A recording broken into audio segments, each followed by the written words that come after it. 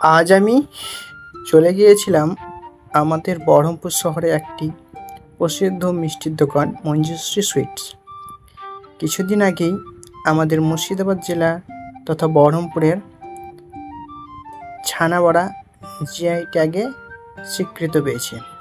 সেই উদ্দেশ্যে আমি সেই দোকানে আমাদের সেই জিআই ট্যাগে চিহ্নিত করা ছানাবড়া খেতে দোকানে গিয়ে আমি সকালের ব্রেকফাস্টের জন্য অর্ডার করেছিলাম পুরি, সঙ্গে চানার তরকারি এবং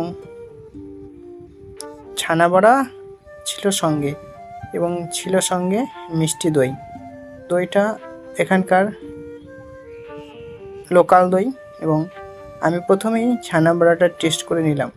খেতে খুব সুস্বাদু ছিল, এবং যেহেতু সেই সুস্বাদুর জন্যই আজকে জিআইটাকে স্বীকৃত। তারপর আমি সেখানকার ডালপুরি এবং তরকারিটা টেস্ট করলাম, খেয়ে খুব ভালোই লাগলো।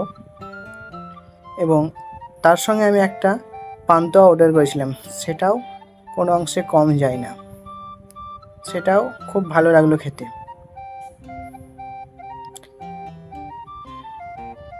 এবং তারপরে আমি যে এখানকার একটি লোকাল দই অর্ডার দিয়েছিলাম সেটাও খেয়ে দেখলাম, সেটাও খুব টেস্টি। এক কথায় অসাধারণ বলতে গেলে।